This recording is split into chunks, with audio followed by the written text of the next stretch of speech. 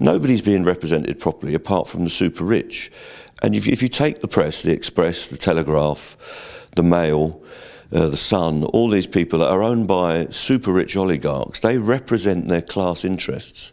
They represent what they want, which is the status quo, where the super wealthy are protected all of the time and insulated from the problems that the rest of us face. And that's got to change.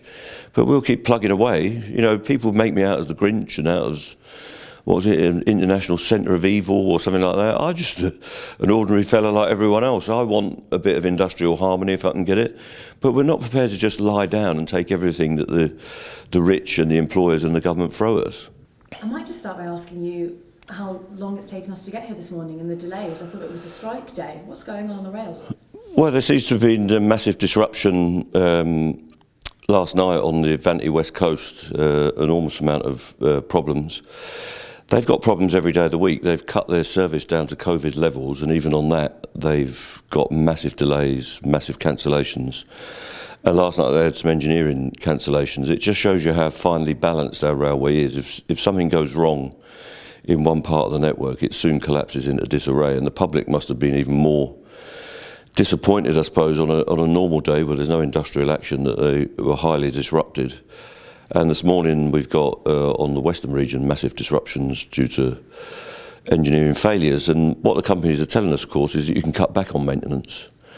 There's no risk, but we'll have to see. We've been here before with Railtrack in the 90s, where they cut everything to the bone and the railway went into disarray, and finally we had these massive and tragic accidents that cost people's lives and led to change on the railway, but we seem to be going back that way. And that's part of the dispute?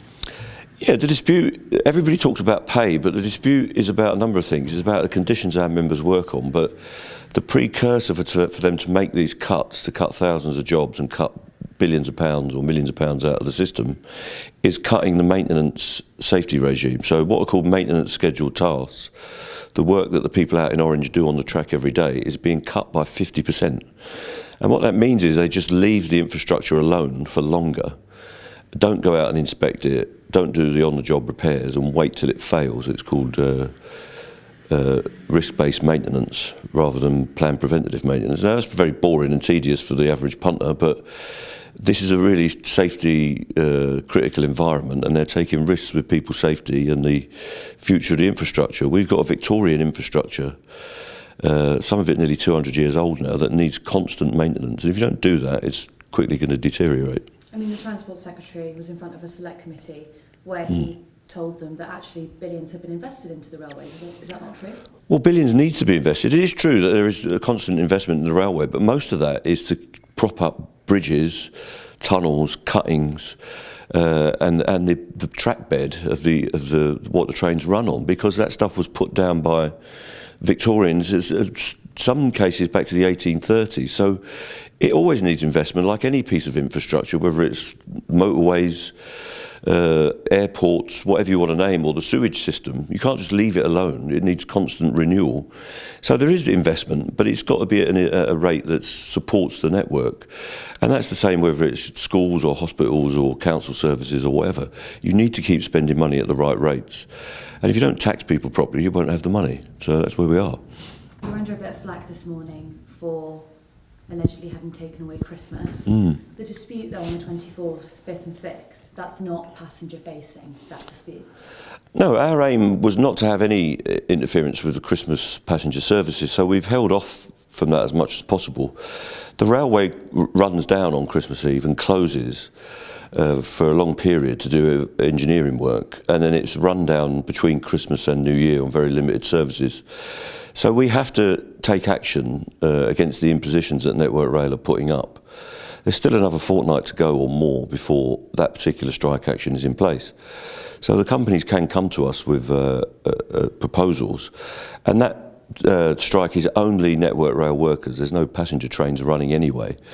So we do regret that the service will run down a bit quicker than normal, but it is running down from midday on Christmas Eve anyway, so people will have to amend their plans, and we're sorry for that, but we have to make this action as effective as possible, so our operations and engineering members on Network Rail will take strike action through that period, because we want to put Network Rail under pressure so that they come up with a better deal.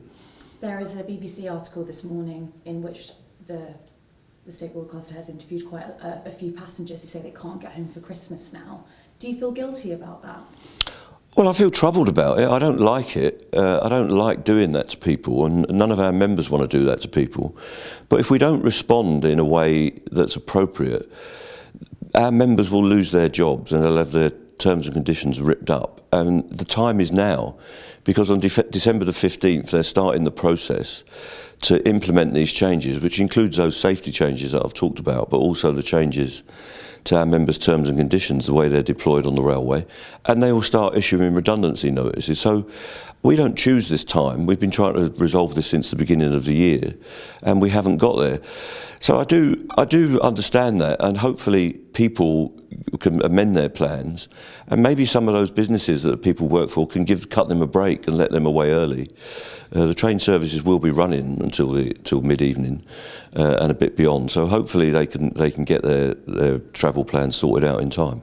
Do you think you've been fairly represented in the media? Well, I understand that the media doesn't like the RMT, and there's a broad front of people against us. If you take the whole range of mainstream media, it's always predicated on basically company and government press releases almost spat out verbatim by journalists without any question as to what the motivations of the government are. They just take this idea that there's no money in this country. And when I walk about the place, I see plenty of evidence of vast wealth in this country. And the problem is it's not redistributed. It's not given to the right people. The people that create wealth in our society and in our civilization are not getting the right deal. Now that includes our members, but it includes thousands of people in the private sector, millions of people in the public services. So we're just not being paid enough to get by. And they're also under a lot of stress. If you listen to what health workers are saying at the moment, they're saying that the stress levels working in the NHS, from consultant level down to kitchen porters, is at an all-time high, and they need a better reward for what they're doing. They need more investment. So nobody's being represented properly apart from the super rich. And if you take the press, the Express, the Telegraph, the Mail, the Sun, all these people that are owned by super rich oligarchs, they represent their class interests. They represent what they want, which is the status quo, where the super wealthy are protected all of the time and insulated from the problems that the rest of us face. And that's got to change. But we'll keep plugging away. You know, people make me out as the Grinch and out as, what was it, an international centre of evil or something like that. I'm just an ordinary fella like everyone else. I want a bit of industrial harmony if I can get it. But we're not prepared to just lie down and take everything that the rich and the employers and the government throw at us. From what you've just said, if you look at the case of Baroness Morone, who's the Tory peer who allegedly benefited from Tory contracts, who do you think stands to gain in modern Britain? Who are the winners? Well, the winners are those that are on the inside track, aren't they? I don't want to sound like a conspiracy theorist, but people act in their own interests. So if you take what went on during COVID, there was mass corruption. And Baroness Morone is just an example of it. She happens to be a woman of working class background, so maybe they've picked her out, or maybe she represents some archetype that the rich put forward. Now, she's got to account for that, but there are countless other people hiding behind company names. People in Matt Hancock's pub, I understand it, got PPE contracts and other contracts. But there's corruption all over our society. The railway is a completely corrupted setup where the train operating companies are being paid every day that we are out on strike. Everybody loses money. The businesses, people are disrupted. My members lose money. The only people that don't lose money are the train operating companies. They get paid their wages all the time. And if you take the disruption that's on there today and yesterday and is on most days when we're not on strike, the train operating companies who are responsible for that are completely insulated, and the government is passing taxpayer and fair payer money directly to these people to enhance their wealth. So the people that are losing out is the ordinary Joe out there on the street who's trying to go about their daily life despite all the pressures. And it's skewed against them. And what the trade unions are doing is trying to stand up for those people. And it's about time more people, I think, recognise what the trade unions are fighting for and joined with us in these campaigns to make this country a better place to live in. One of the integral demands that you have in your negotiation is about driver-only operations. For women and people who perhaps are disabled, who need extra help, I mean, how important are guards on the trains? Well, I think guards are vitally important. They're vital to the operation of the railway. Having a guard on a train is a proven safe system of work. And their job is to be the advocate of the passenger. So the driver is there to drive the train under the rules, but the guard is there to be the advocate and the protector of the passenger. That's at the point of departure and arrival.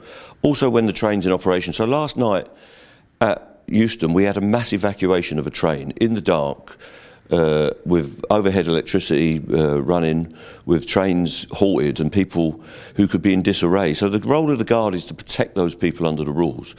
But also during ordinary service, when it's late at night and there might be less people around, the guard is there to make sure the welfare of the passengers is looked after. Women who might be travelling alone, people who might have impairments and difficulty moving around, people who might just feel insecure. It's great to have a guard there, and sometimes people move towards where the guard might be stationed so that they feel that there's somebody there to protect them, is connected up to the communication system, can get the police, or just provide a presence for the other travellers on that service that they can guarantee. So I think that a lot of people, including women, find it really important that there's a guard on there, and women should have accessible services, but so should everybody else. You don't have to be a woman to feel slightly vulnerable on a late night train service. And I remember in this town, during the 80s, before Livingston came in as mayor, our stations were completely depopulated, and many people felt frightened to use the services. And we've changed that now. Everything's a bit brighter.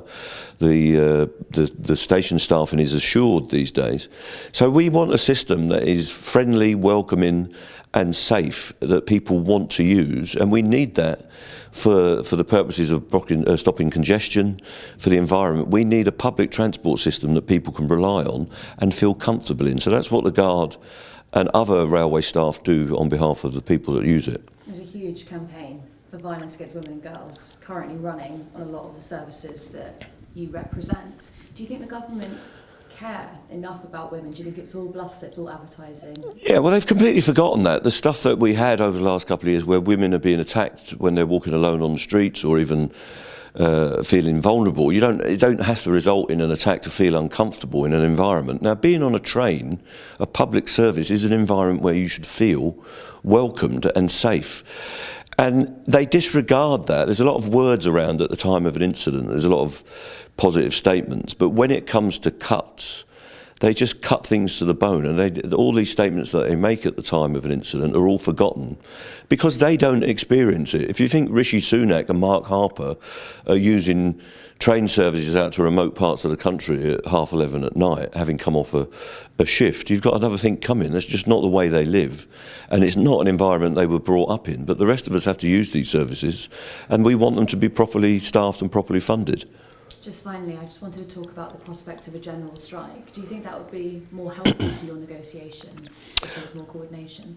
Well, I definitely think there needs to be coordination between trade unions. The government is at the source of all of these problems at the moment. It's down to public funding of public services. If you take the ambulance workers who are going to be out soon, education, health, and all the other services that are provided, it's the government that's at the heart of it. And if you look at where the other governments are that are outside the control of Westminster, in Scotland they've settled the public services almost completely. They've settled on rail, they've settled on the council workers, and I think they're moving towards the health services in Scotland. And we've settled all the railway disputes in Scotland. It's the same in Wales, where they've got devolved authority. And certainly in the railway services, we've settled on Merseyrail, we've settled in Newcastle, and in London to a larger extent, where the DfT doesn't run, for instance. But we need a generalised response. Whether we can get a general strike or not is a matter of waiting to see what develops. But I definitely think there will be generalised action as we go through into the new year if these disputes aren't resolved. And the RMT will be there with people. Whether this current dispute is still running, then I don't know. But we will certainly be with the nurses, with everyone, the health workers, the teachers. Everyone that's fighting for a square deal will be there next to them, giving them our support whenever we can.